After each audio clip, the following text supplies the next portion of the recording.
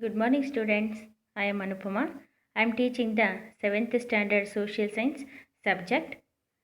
So, today we discuss about the lesson Bhakti cult and Sufi heritage. Before going to the teaching, we are recall the previous class points. In the previous class, we are discussed about meaning of Bhakti cult and also objectives of Bhakti cult. In this Bhakti cult, there were so many Bhakti heritages in South India and also in North India. The South Indian Bhakti heritages are Andal, Akka Mahadevi, Purandaradasa, Kanakadasa, and Shishinala Sharifa. These are the Bhakti heritages of South India. And also we discussed about the Bhakti heritages of North India. They are Kabir Das, Guru Nanak, Chaitanya. And also another remaining two persons are there. Today we discussed about that persons. Okay, see here student. I am seeing the picture. Do you know who is she? She is, yes, she is Mirabai. See, today we discussed about Mirabai. The period of Mirabai was 1498 to 1569 CE. Mirabai is a renounced saint of India and is called as Radha of Kali Yuga. See, this Mirabai, she is called as the Radha of Kali Yuga. See, this is a very important question for 1 marks. ಕೇಳ್ತಾರೆ ನಿಮಗೆ, who is called as Radha of Kali Yuga? Who is called as Radha of Kali Yuga? Mirabai. See, now we discussed about the early life of Mirabai. This Mirabai, she was born in a Rajput family in Rajasthan. She belongs to Rajasthan. She was born in Rajput family. She was the daughter of Raja Ratan Singh. She was the daughter of Raja Ratan Singh. She married the Prince of Mewar. She loved the philosophy from her childhood. From the childhood, she loves philosophy. So she spent her time in offering puja, meditation and singing. So ಈ ಮೀರಾಬಾಯಿಗೆ ಚಿಕ್ಕ ವಯಸ್ಸಿನೂ ಸಹ ದೈವತ್ವದ ಬಗ್ಗೆ ತುಂಬಾ interest ಇರುತ್ತೆ. So ಹಾಗಾಗಿ ಅವಳ ಹೆಚ್ಚಿನ ಸಮಯವನ್ನು she spend her lot of time offering the puja, meditation and singing. ಅವಳ ಹೆಚ್ಚಿನ ಸಮಯವನ್ನು ಅವರು ಪೂಜೆ ಮಾಡೋದ್ರಲ್ಲಿ, ಧ್ಯಾನ ಮಾಡೋದ್ರಲ್ಲಿ, ಹಾಡನ್ನು ಹಾಡೋದ್ರಲ್ಲಿ ಕಳೀತಾ ಇದ್ರು. Her mother in law opposite her worshipping lord Krishna. So ಇಲ್ಲಿ actually she was married the prince of Mewar. ಮೇವಾಡದ ರಾಜಕುಮಾರನ ಮದುವೆ ಆಗಿರ್ತಾರೆ. ಆದರೆ she always spend her time in offering the puja. So because of that reason her mother in law opposed her worshipping lord Krishna. ಅವಳ ಅತ್ತೆ ಏನು ಮಾಡ್ತಾಳೆ ಅಂತ ಹೇಳಿದ್ರೆ, ಕೃಷ್ಣನನ್ನು ಯಾವಾಗಲೂ ಪೂಜೆ ಮಾಡ್ತಾನೆ ಇರ್ತಾಳೆ. ಇದನ್ನು ಏನು ಮಾಡ್ತಾರೆ ಅವರ ಅತ್ತೆ, ಆಪೋಸ್ ಮಾಡ್ತಾ ಹೋಗ್ತಾರೆ. Mirabai could not tolerate this. ಈ ರೀತಿಯಾಗಿ ಕೃಷ್ಣನನ್ನು ಪೂಜೆ ಮಾಡಬೇಡ ಅನ್ನೋಂಥ ತಡೆಯೋದನ್ನು ಮೀರಾಬಾಯಿಯವರಿಗೆ ಸಹಿಸ್ಕೊಳ್ಳೋದಕ್ಕೆ ಆಗಲಿಲ್ಲ. Because of that reason she left the Brindavan. ಅಲ್ಲಿಂದ ಏನು ಮಾಡ್ತಾಳೆ, she left the palace and also she went the Brindavan. ಅರಮನೆಯನ್ನು ಬಿಟ್ಟು ಬೃಂದಾವನಕ್ಕೆ ಹೋಗ್ತಾರೆ. The pilgrimage place of Shrikrishna. ಕೃಷ್ಣನ ಪವಿತ್ರ ಸ್ಥಾನ ಯಾವುದು? ಬೃಂದಾವನ. ಬೃಂದಾವನಕ್ಕೆ ಅವರು ಹೋಗ್ತಾರೆ. Her songs are full of devotion and love. In that Brindavan she started the songs about lord Krishna. Her songs are full of devotion and love.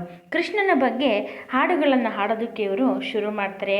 ಆ ಹಾಡುಗಳಲ್ಲಿ ಪೂರ್ತಿಯಾಗಿ ಭಕ್ತಿ ಮತ್ತು ಪ್ರೀತಿ ತುಂಬಿರುತ್ತೆ. ಯಾರ ಬಗ್ಗೆ? ಕೃಷ್ಣನ ಬಗ್ಗೆ. ಓಕೆನಾ? Giridhara Gopala is her favourite god. Har favourite god is Giridhara Gopala. It is also another name of Krishna. Okay, she has remained eternal due to her thousands of bhajanas. So in her period she wrote so many bhajanas on ಕೃಷ್ಣನ ಮೇಲೆ ಅತಿ ಹೆಚ್ಚು ಭಜನೆಯ ಹಾಡುಗಳನ್ನು ಅವ್ರು ಏನು ಮಾಡ್ತಾರೆ, ಹಾಡ್ತಾರೆ.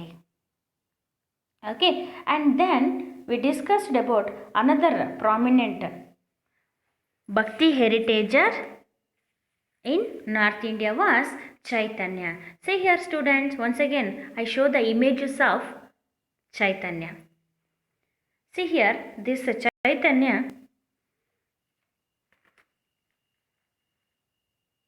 he belongs to Bengal. He was born in 1485. See here, nodidralla picture na? Okay. Chaitanya was born in Nabadvip Dham in Bengal in 1485. See, this Chaitanya, he was born in 1485 in Bengal. Jagannatha Mishra and Sri Devi were his parents. The parents of Chaitanya was Jagannatha Mishra and Sri Devi. Ishwarapuri was his guru. See here, this Chaitanya was a disciple of Ishwarapuri. Ishwarapuri avara shishya yaragidru? Chaitanya. Chaitanya left his family life and took sannyasa at the age of 25. See here, the Chaitanya actually was a married person. After few years, he left his family life. ಕೌಟುಂಬಿಕ ಜೀವನವನ್ನು ತೊರೆದು he took ಸನ್ಯಾಸ at the age of 25. ಅವರು 25ನೇ, ನೋಡಿ ತುಂಬ ಚಿಕ್ಕ ವಯಸ್ಸಲ್ಲೇ 25ನೇ ವಯಸ್ಸಲ್ಲೇ ಏನು ಮಾಡ್ತಾರೆ, he left the family and also he was taking the ಸನ್ಯಾಸತ್ವವನ್ನು ತನ್ನ 25ನೇ ವಯಸ್ಸಿನಲ್ಲಿ ಅವರು ಪಡ್ಕೊಳ್ತಾರೆ. ಹಿ ರಿಜೆಕ್ಟೆಡ್ ದ ಕ್ಯಾಸ್ಟಿಸಮ್, ಜಾತಿ ಪದ್ಧತಿಯನ್ನು ಅವರು ತಿರಸ್ಕಾರ ಮಾಡ್ತಾರೆ. Bhakti is the only way to attain mukti. So ಇವರು ಹೇಳ್ತಾರೆ ಏನಂತ, ಭಕ್ತಿ ಒಂದೇ ಮಾರ್ಗ ಮುಕ್ತಿಯನ್ನು ಪಡೆಯೋದಕ್ಕೆ ಅನ್ನೋದನ್ನು ಅವ್ರು ಹೇಳ್ತಾ ಹೋಗ್ತಾರೆ. And also he was giving the importance to universal love, ಅಂದರೆ ವಿಶ್ವ ಪ್ರೀತಿ ಬಗ್ಗೆ ಅವ್ರು ಏನು ಮಾಡ್ತಾರೆ, ಹೇಳ್ತಾ ಹೋಗ್ತಾರೆ. Universal love is the first step towards the God. If you want to step towards the God, universal love is the easy way. ನೋಡಿ, ನೀವು ದೇವರ ಹತ್ರ ಹೋಗಬೇಕು ಅಂತ ಒಂದೊಂದೇ ಹೆಜ್ಜೆಯನ್ನು ನೀವು ದೇವರ ಹತ್ರ ಇಡಬೇಕು ಅಂತ ಹೇಳಿದ್ರೆ ನಿಮಗೆ ಯೂನಿವರ್ಸಲ್ ಲವ್ ಅಂದರೆ ಎಲ್ಲರನ್ನೂ ಏನು ಮಾಡಬೇಕು, ನೀವು ಪ್ರೀತಿಸಬೇಕು ಅನ್ನೋದನ್ನು ಅವರು ಹೇಳ್ತಾ ಹೋಗ್ತಾರೆ. ಈ travel to pilgrimage places of India, ಅಂದರೆ ಭಾರತದಾದ್ಯಂತ ಟ್ರಾವೆಲಿಂಗನ್ನು ಮಾಡ್ತಾರೆ. ಅದು ಎಲ್ಲಿ, ಪಿಲಿಗ್ರಿಮೇಜ್ ಪ್ಲೇಸಸ್ ಅಂದರೆ ಪವಿತ್ರ ಸ್ಥಳಗಳಿಗೆ ಏನು ಮಾಡ್ತಾರೆ, ಭಾರತದಾದ್ಯಂತ ಪ್ರಯಾಣವನ್ನು ಅವರು ಮಾಡ್ತಾರೆ. And spread the message of love, ಹೀಗೆ ಪ್ರೀತಿಯ ಬಗ್ಗೆ ಸಂದೇಶಗಳನ್ನು ಜನರಿಗೆ ಅವರು ಮುಟ್ಟಿಸುವಂತಹ ಕೆಲಸಗಳನ್ನು ಮಾಡ್ತಾ ಹೋಗ್ತಾರೆ. So this is the information of ಭಕ್ತಿ ಹೆರಿಟೇಜಸ್ ಆಫ್ ನಾರ್ತ್ ಇಂಡಿಯಾ. ಸೊ ನೀವೀಗ ನಾರ್ತ್ ಇಂಡಿಯಾ ಮತ್ತು ಸೌತ್ ಇಂಡಿಯಾದಲ್ಲಿ ಆಗಿರ್ತಕ್ಕಂತಹ ಭಕ್ತಿ ಹೆರಿಟೇಜಸ್ ಬಗ್ಗೆ ಕೇಳಿದ್ದೀರಾ. So next we discussed about the influence of bhakti cult. What is the meaning of influence? The result or effect of ಭಕ್ತಿ cult. So ಇಷ್ಟೆಲ್ಲ ಭಕ್ತಿ ಹೆರಿಟೇಜಸ್ಗಳು ಅವರ ಥಾಟ್ಸ್ಗಳನ್ನು ಹೇಳಿದ್ರಲ್ವ, ಹಾಗಾದರೆ ಇವೆಲ್ಲ ಯಾವ ರೀತಿಯಾಗಿ ಪರಿಣಾಮವನ್ನು ಬೀರ್ತು, ಅದರ ಎಫೆಕ್ಟ್ ಏನು ಅನ್ನೋದನ್ನು ನಾವೇನು ಮಾಡೋಣ, ತಿಳ್ಕೊಳ್ತಾ ಹೋಗೋಣ. Here they are giving the 2 results of influence of bhakti cult. ಭಕ್ತಿ ಕಲ್ಟಿನ ಪರಿಣಾಮಗಳ ಬಗ್ಗೆ ಇಷ್ಟೆಲ್ಲ ಥಾಟ್ಸ್ಗಳನ್ನು ಅವ್ರು ಹೇಳಿದ್ರು ಸಹ ಯಾವ ರೀತಿ ಪರಿಣಾಮ ಬೀರ್ತು ಅನ್ನೋದನ್ನು ನಾವಿಲ್ಲಿ ನೋಡ್ತಾ ಹೋಗ್ಬೋದು. See here student, this is very important for 2 marks question. ಇದನ್ನು 2 ಮಾರ್ಕ್ಸಿಗೆ ಕೇಳ್ತಾರೆ, ಓಕೆನಾ. See the first effect is bhakti saints created harmony between Hindu and Muslims. See ಈ ಭಕ್ತಿ ಸೈಂಟ್ಸ್, ಭಕ್ತಿ ಸನ್ಯಾಸಿಗಳು ಏನು ಮಾಡ್ತಿದ್ರು ಅಂತ ಹೇಳಿದ್ರೆ, they are created the harmony between the Hindu and Muslim. ಹಿಂದೂಗಳು ಮತ್ತು ಮುಸಲ್ಮಾನರ ನಡುವೆ ಸಾಮರಸ್ಯವನ್ನು ಬೆರೆತರು. ಅಂದರೆ so here all the heritagers they are try to harmony between the Hindu and Muslim religion. This is the one of the good effect of Sufi and ಭಕ್ತಿ ಹೆರಿಟೇಜಸ್. So ಇವರು ಎಲ್ಲರ ಆಲೋಚನೆಗಳಲ್ಲಿ ಇದಿತ್ತು. ಹಾಗಾಗಿ ಜನರಲ್ಲಿ ಅವೇರ್ನೆಸ್ಸನ್ನು, ಹಾರ್ಮನಿಯನ್ನು ಏನು ಮಾಡ್ತಾರೆ, ಇವರು ಕ್ರಿಯೇಟ್ ಮಾಡ್ತಾ ಹೋಗ್ತಾರೆ. ಅಂದರೆ ಹಿಂದೂಗಳು ಮತ್ತು ಮುಸಲ್ಮಾನರ ನಡುವೆ ಸಾಮರಸ್ಯವನ್ನು ಬೆರೆಸ್ತಾರೆ. Next, the second effect is Bhakti saint wrote in simple common man's language. So you already know that the work of Bhakti saint, they are written in the simple common languages. Common man's language ಅಂದರೆ ಸಾಮಾನ್ಯ ಜನರು ಆಡ್ತಾ ಇದ್ದಂಥ ಭಾಷೆಯಲ್ಲಿ ಇವರ ವರ್ಕ್ಗಳನ್ನು ಅವರ ಬರವಣಿಗೆಗಳನ್ನು ಅವರು ಮಾಡ್ತಾಯಿದ್ರು. This enrich the languages of common man's. So ಹೀಗೆ ಜನರಲ್ಲಿ ಭಾಷೆಯ ಬೆಳವಣಿಗೆ ಬಗ್ಗೆ ಮೂಡಿಸೋದಕ್ಕೆ ಇವರು ಏನಾಗ್ತಾರೆ, ಸಹಾಯ ಆಗ್ತಾ ಹೋಗ್ತಾರೆ. ಓಕೆನಾ? These are the 2 effect of bhakti cult. Okay, see next we are discussed about the last topic of this lesson is heritage of Sufi. So ಇಲ್ಲಿವರೆಗೂ ನಾವು ಭಕ್ತಿ ಕಲ್ಟ್ ಬಗ್ಗೆ ತಿಳ್ಕೊಳ್ತಾ ಬಂದ್ವಿ. Next we discussed about the heritage of Sufi. Sufism ಬಗ್ಗೆ ನಾವೇನು ಮಾಡ್ತಾ ತಿಳ್ಕೊಳ್ತಾ ಹೋಗ್ತೀವಿ. ಸೊ ಇಲ್ಲಿ ನೋಡೋಣ. See here student, you are see the picture of heritage of Sufi. See here student, they were the heritages of Sufis. ಇವರು ಸೂಫಿಗಳು. ಓಕೆನಾ? ಇದು ಸೂಫಿಸಮ್ನವರ ಭಾವಚಿತ್ರ. ಓಕೆನಾ? C let us we learnt about the information of Sufi heritages. Like Kabir Das, Kanakadas, Chaitanya and others brought in new awareness among the Hindus. See here, this Kabir Das, Kanakadas, Chaitanya, Mirabai, Guru Nanak, these are all, they are created the awareness in the mind of Hindus. Like that, the Sufi saint also brought the awareness among the Muslims. ಈಗ ನಾನು ಹೇಳಿರ್ತಕ್ಕಂತಹ north Indian ಮತ್ತು south Indian ಬರ್ತಕ್ಕಂಥ ಸೂಫಿ ಹೆರಿಟೇಜಸ್ಸು ಯಾರು? ಕಬೀರ್ ದಾಸ್, ಕನಕದಾಸ, ಚೈತನ್ಯ, ಮೀರಾಬಾಯಿ ಅಲ್ವಾ? ಇವರೆಲ್ಲರೂ ಸಹ ಹಿಂದೂಗಳಲ್ಲಿ ಜಾಗೃತಿಯನ್ನು ಮೂಡಿಸ್ತಾ ಹೋದರೆ, ಈ ಸೂಫಿ ಸೈಂಟ್ಗಳು ಏನು ಮಾಡ್ತಾರೆ ಅಂತ ಹೇಳಿದ್ರೆ, ಮುಸಲ್ಮಾನ್ ಧರ್ಮದಲ್ಲ ಜನರಿಗೆ ಅವೇರ್ನೆಸ್ಸನ್ನು ಅಂದರೆ ಜಾಗೃತಿಯನ್ನು ಮೂಡಿಸುವಂಥ ಕೆಲಸವನ್ನು ಅವರು ಮಾಡ್ತಾ ಹೋಗ್ತಾರೆ. They worked for the harmony among Hindu and Muslim. See here like bhakti heritages, here Sufi saint also giving importance to harmony among the Hindu and Muslim religion.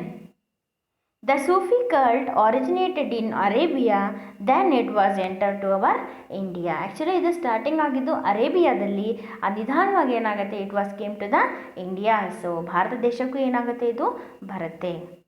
C ನಾವು ಅಲ್ಲಿ ನಾವು ಭಕ್ತಿ ಅಂತ ಅಂದಾಗ Sanskrit word, it is come from the word ಬುಜ್ means knowledge ಅಂತ ಕೇಳಿದ್ವಿ ಅಲ್ವಾ? So here we are discussed about the formation of Sufi word. ಹಾಗಾದರೆ ಸೂಫಿ ಅನ್ನೋ ವರ್ಡಿನ ಅರ್ಥ ಏನು, ಹೇಗೆ ಬಂತು ಅನ್ನೋದ್ರ ಬಗ್ಗೆ ನಾವು ಡಿಸ್ಕಸ್ ಮಾಡ್ತಾ ಹೋಗೋಣ. The word Sufi comes from the word saf. ಈ ಸೂಫಿ ಅನ್ನೋವಂಥ ಪದ ಸಾಫ್ ಅಂತಕ್ಕಂಥ ಪದದಿಂದ ಬಂದಿದೆ. The meaning of the word saf means clean and clear. What is the meaning of the word Sufi or saf? Clean and clear. The Sufi saints were mystics and used the wearing the woolen dress. Always these Sufi saints, they are wearing the woolen dress. So next we are discussed about the essence of Sufi cult. ಅಂದರೆ the objectives are the aim of Sufi cult, ಅಂದರೆ Sufi ಕಲ್ಟಿನ ಗುರಿ ಏನು, ಉದ್ದೇಶಗಳೇನು ಅನ್ನೋದ್ರ ಬಗ್ಗೆ ನಾವಿಲ್ಲಿ ತಿಳ್ಕೊಳ್ತಾ ಹೋಗೋಣ. The first aim of Sufi cult is God is one, He is powerful, we are all His children. This is the first objective of Sufi cult. ಅಂದರೆ ಈ ಸೂಫಿ ಕಲ್ಟಿನ ಉದ್ದೇಶ ಏನಪ್ಪ ಅಂತ ಹೇಳಿದ್ರೆ, ಗಾಡ್ ಈಸ್ ಒನ್, ದೇವರು ಒಬ್ಬನೇ, ಹಿ ಈಸ್ ಪವರ್ಫುಲ್, ಅವನು ತುಂಬಾ ಶಕ್ತಿಶಾಲಿ, we are all his children, ನಾವು ಆ ಶಕ್ತಿಶಾಲಿಯ ಮಕ್ಕಳು ಅನ್ನೋದನ್ನು ಅವ್ರು ಹೇಳ್ತಾ ಹೋಗ್ತಾರೆ. This is the first essence of Sufi cult.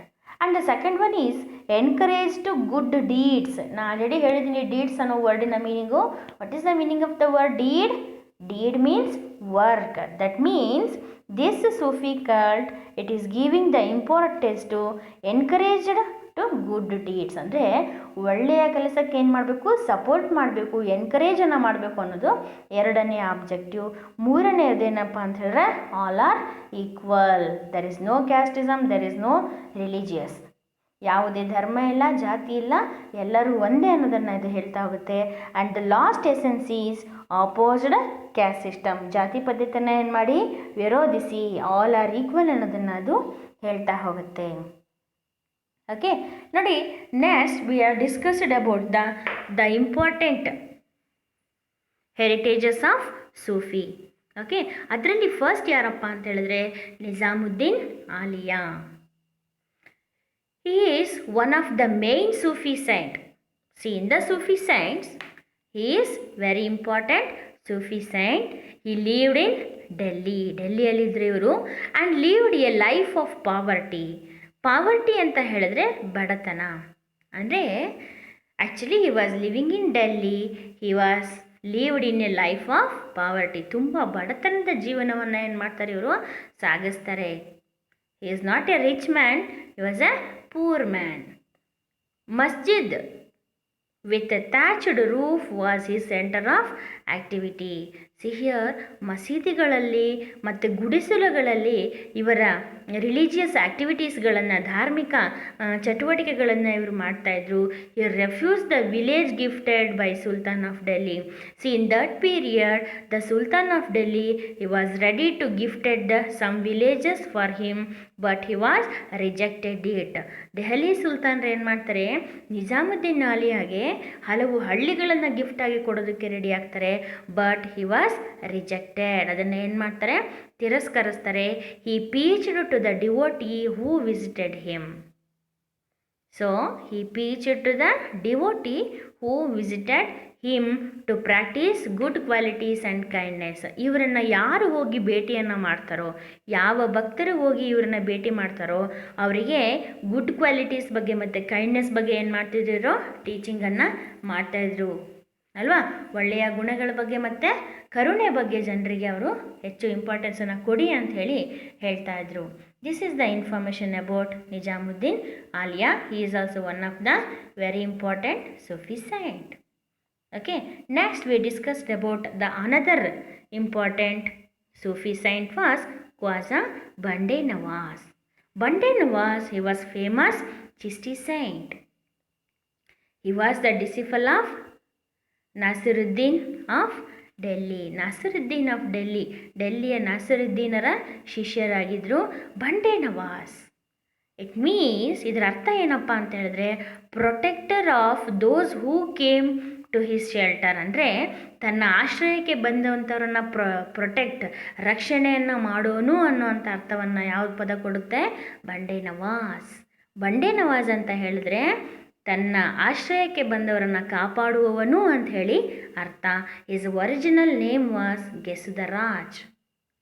Is original name was Gesudaraz. ನೋಡಿ, ಇದು ನಾವು ಫಿಲ್ ಇನ್ ದ ಬ್ಲಾಂಕ್ಸಲ್ಲಿ ಕೇಳ್ತಾರೆ ನಿಮಗೆ, which is the original name of Bande Nawaz ಕೇಳಿದ್ರೆ ಏನು ಹೇಳ್ಬೇಕು ನೀವು, ಗೆಸುದರಾಜ್. ಹಾಗಾದರೆ ಗೆಸುದರಾಜ್ ಮೀನ್ಸ್ ಗೆಸುದರಾಜ್ ಅಂತ ಹೇಳಿದ್ರೆ ಏನು ಅಂತ ಹೇಳಿದ್ರೆ ಲಾಂಗ್ ಹೇರ್ಡ್, ಉದ್ದ ಕೂದಲಿನವನು ಅಂತ ಹೇಳಿ ಅರ್ಥವನ್ನು ಕೊಡ್ತಾ ಹೋಗುತ್ತೆ. See this Bande Nawaz he know the Sanskrit language, Arabic language, Persian language and also Dakhni languages. Like these he knew the so many languages. ಬಹಳಷ್ಟು ಭಾಷೆಗಳನ್ನು ಇವರಿಗೆ ಗೊತ್ತಿತ್ತು. He settled in Kalaburagi. ಎಲ್ಲಿ ಸೆಟ್ಲಾಗಿದ್ರು ಇವರು, ಕಲಬುರ್ಗಿನಲ್ಲಿ ಸೆಟ್ಲಾಗಿದ್ದರು. Okay, he was respected by the king of Firoz Shah. Firoz ಶಾನೆಂದು ತುಂಬಾ ಗೌರವವನ್ನು ಇವರಿಗೆ ಕೊಡ್ತಾಯಿದ್ರು. He wrote so many works in Dakhni language. Dakhni ಲ್ಯಾಂಗ್ವೇಜಲ್ಲಿ ಏನು ಮಾಡ್ತಾರೆ, ಬಹಳಷ್ಟು ವರ್ಕ್ಗಳನ್ನು ಇವರು ಮಾಡ್ತಾರೆ. ನಿಮಗೆ ಗೊತ್ತಿದೆ ಅಲ್ವಾ ದಕ್ನಿ ಲ್ಯಾಂಗ್ವೇಜ್ ಅಂದರೆ? Dakhni means Urdu language. His literature is still preserved in Kalburgi library. If you want to see the literature of Bande Nawaz, you can go to the Kalburgi library. ನಿಮಗೇನಾದರೂ ಬಂಡೆ ನವಾಜ್ ಅವರ ವರ್ಕ್ಗಳ ಬಗ್ಗೆ ಲಿಟ್ರೇಚರ್ ಕಾಂಟ್ರಿಬ್ಯೂಷನ್ಸ್ನ ನೋಡಬೇಕು ಅಂತ ಹೇಳಿದ್ರೆ ನೀವು ಕಲಬುರ್ಗಿ ಲೈಬ್ರರಿಗೆ ಹೋದರೆ ಇವತ್ತಿಗೂ ಏನಾಗ್ತವೆ ನಿಮಗವು ಸಿಗ್ತವೆ. Every year his Urs is held in Kalaburagi. ಅಂದರೆ ಬಂಡೆ ನವಾಜರ ಜಾತ್ರೆ ಉರು ಏನಾಗುತ್ತೆ ಕಲಬುರ್ಗಿನಲ್ಲಿ ಪ್ರತಿ ವರ್ಷ ನಡೆಯುತ್ತೆ. This is the information of Bande Nawaz. And the last one is Chishti sect. ಇದು ಚಿಸ್ಟಿ ಪಂಥದ ಬಗ್ಗೆ ಹೇಳ್ತಾ ಹೋಗ್ತಾರೆ. The Sufi cult Chishti sect is important. ನೋಡಿ, ಸೂಫಿ ಕಲ್ಟಲ್ಲಿ ಚಿಸ್ಟಿ ಸೆಕ್ಟ್ ಅನ್ನೋದು ಪಂಥ ಅನ್ನೋದು ತುಂಬಾ important. Moinuddin Chishti is the founder of Chishti sect. ಇದನ್ನು ಕೇಳ್ತಾರೆ. ಈ ಚಿಸ್ಟಿ ಸೆಕ್ಟಿನ ಫೌಂಡರ್ ಯಾರು? ಮೊಯಿನುದ್ದೀನ್ ಚಿಸ್ಟಿ.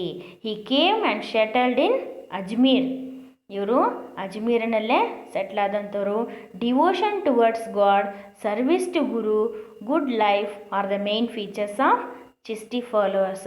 ಈ ಚಿಸ್ಟಿ ಸೆಕ್ಟಲ್ಲಿ ಅವರ ಫಾಲೋವರ್ಸಿಗೆ ಏನು ಹೇಳ್ಕೊಡ್ತಾರೆ ಅಂತ ಹೇಳಿದ್ರೆ, ಡಿವೋಷನ್ ಟುವರ್ಡ್ಸ್ ಗಾಡ್, ದೇವರಲ್ಲಿ ಭಕ್ತಿ ಇರಲಿ, ಸರ್ವಿಸ್ ಟು ಗುರು, ಗುರುವಿನ ಸೇವೆಯನ್ನು ಮಾಡಿ, ಗುಡ್ ಲೈಫ್ ಅಂದರೆ ಒಳ್ಳೆಯ ಜೀವನ.